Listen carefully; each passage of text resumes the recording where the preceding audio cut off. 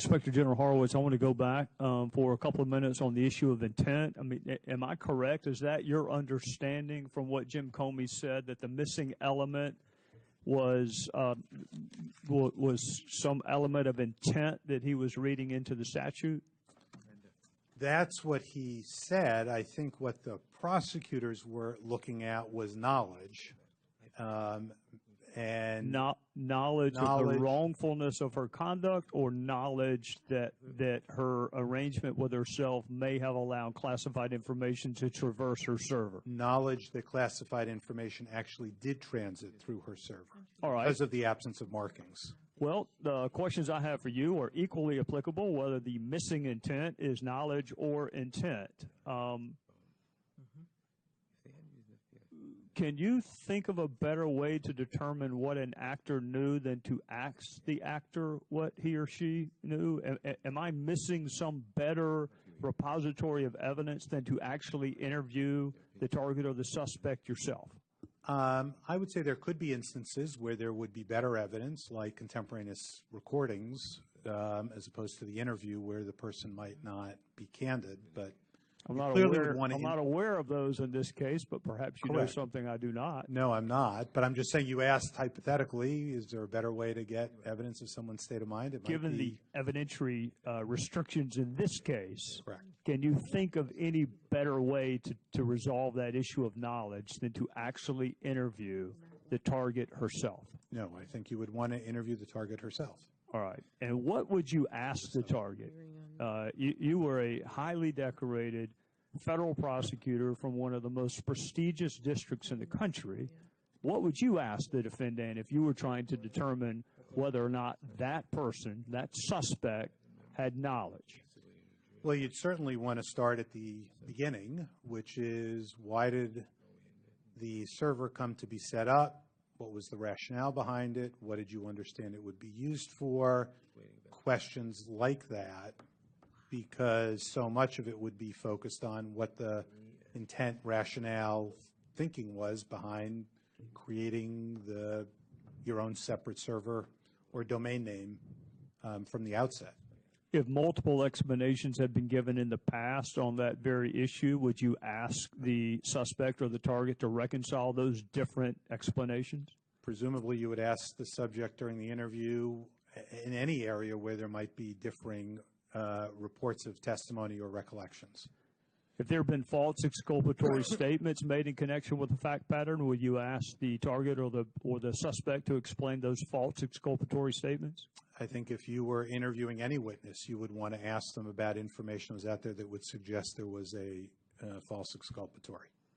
When I use the phrase consciousness of wrongdoing, what does that mean to you? That means you have an awareness, perhaps unstated, that the conduct that you've engaged in is wrongful in some way. What about concealment? Well, that can mean, I guess, different things depending on the nature of the concealment. It can be active, it can be passive at some level, but it's keeping something from somebody else. And, you know, we have a concern here about concealment on what happened in connection with July 5th. How about the destruction of evidence? Again, that can be personal, or it can be knowing that someone else is going to do it, but it is obviously destroying evidence or information that has evidentiary value. I guess what I'm kind of struggling with a little bit, I was actually asked over the weekend whether or not I think she should have been charged. I can't answer that question because I don't think she was interviewed properly. And it's very difficult to go back and conduct a proper interview after one has already been botched. Did you see all of the questions that you and I just went over in the 302? Were all of those asked of her during that July interview? I think one of the concerns that's been raised is that a 302 only being a summary of what was said, that there isn't a transcript or other more definitive report on precisely all the questions and answers. So we have a summary, and that's what we're working off of that. It's an extensive summary, but it's still not a transcript. Well, given the fact that you and I agree that actually talking to the witness, the suspect, the target might be, absent a contemporaneous recording, some of the better evidence on knowledge and intent, How in the hell was Jim Comey able to draft an exoneration press release 6 weeks before that interview took place? I think it's clear from looking at what we uncovered that by that point in time, they had largely concluded what they had concluded. But my question is, if what you're missing was knowledge and or intent, and the single best repository for that evidence is the person you've yet to talk to, how in the hell can you make that conclusion?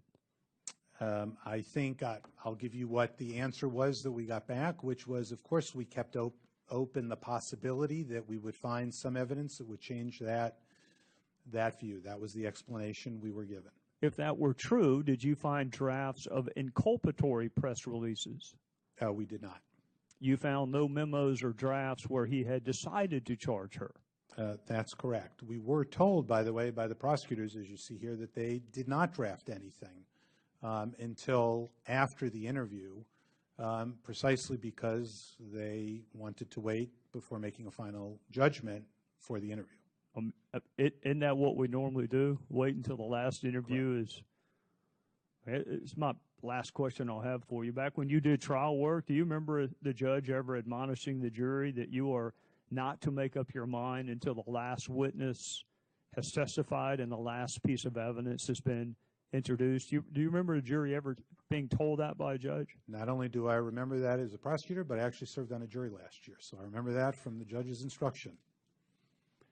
It's kind of one of the basic precepts of our justice system is that you wait until it's over before you draw a conclusion. And I am just dumbfounded that Director Comey would draft a press release and cite the missing element when the single best repository of potential evidence on that element had yet to be talked to. I find that stunning.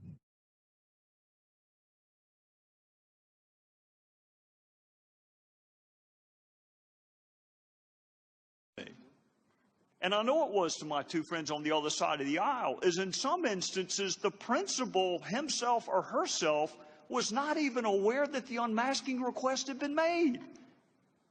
That's not what we want. If we're going to trust a national security advisor, we're going to trust an attorney general with the power to unmask a fellow citizen's name, at least make sure it is the principal doing it. And we were all there. And we were all, I think, surprised at the testimony.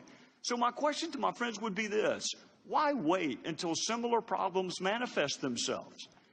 This president, unless he is going to mirror Grover Cleveland, is never going to go back through another transition. Unless we have another non-successive presidency. He's not going to go back through transition. So this has nothing to do with President Trump. He's not going to go back through it. It has to do with the next Democrat administration, the next Republican one. And more than that, it has to do, it wasn't 10 months ago, we sat in this room with Admiral Rogers and Director Comey, and we put them on notice that this agreement, this tacit agreement that we have between government and the American people, that we're going to empower you, but you have to be good stewards of that power. And we put them on notice that there were issues. And here we are in December, 8 months later, discussing those very issues. And if they have taken steps to resolve them, those steps have been lost on me. So it is our responsibility to do it. And yes, I will yield to my friend from California. But what I would ask him is, why would we wait until similar issues manifest themselves in this surveillance program? And I would ask my colleague, why did you wait? You're in the majority. You could have introduced an unmasking bill. You could have taken it up at any time. Why wait until this program is about to sunset and try to jam it in the bill if you think this is such a good and important idea? And I'll tell you the answer, because this is a political messaging tool that if it were in a standalone bill, would not get bipartisan support, but by putting it in a must-pass program. This is the first reauthorization that I have participated in since I've been on HPSI. As my friend from California knows, this is my first time on HPSI. So you're welcome to query my colleagues as to why they haven't done it in the past, but this is my first opportunity. This is the gentleman from South Carolina, the chairman of the Oversight and Government Reform Committee, Mr. Gowdy, for 5 minutes. Thank you, Chairman Goodlatte. Director Ray, somewhere today, a group of our fellow citizens will be asked if they can be fair, impartial, free of bias before they sit in judgment of others on a jury, even in the smallest of courtrooms where there are nothing but empty seats and no television cameras. Somewhere today, those selected to sit in judgment of their fellow citizens will be told that they must wait until the very last witness testifies and the last piece of evidence has been introduced before they can even begin to deliberate on an outcome. So if our fellow citizens should be impartial and free of bias, and if our fellow citizens must wait until the last piece of evidence is introduced, the last witness is called, before they can reach a verdict, a conclusion, an outcome, then I don't think it's asking too much that the Department of Justice and the FBI do the same thing. There is no member of Congress who holds the department and the Bureau in higher esteem than I do. There are others who hold you in high esteem, but I would take second place to no one. And I have defended the department and the Bureau when, frankly, it was pretty damn lonely to do so. When my Democrat friends were asking that Jim Comey be prosecuted for a Hatch Act violation about this time last year, they now want him canonized, but this time last year they wanted him prosecuted for a Hatch Act violation. When your predecessor sat right where you're sitting and was embroiled in a fight with this little tiny startup company called Apple, I was on the side of the Bureau. When there are calls for special counsel, even today, I reject them because I trust the women and men of the Department of Justice and the Bureau, the professionals that we hired to do their job. And the vast majority of line prosecutors and line agents are exactly what you described in your opening statement. They are exactly what you described.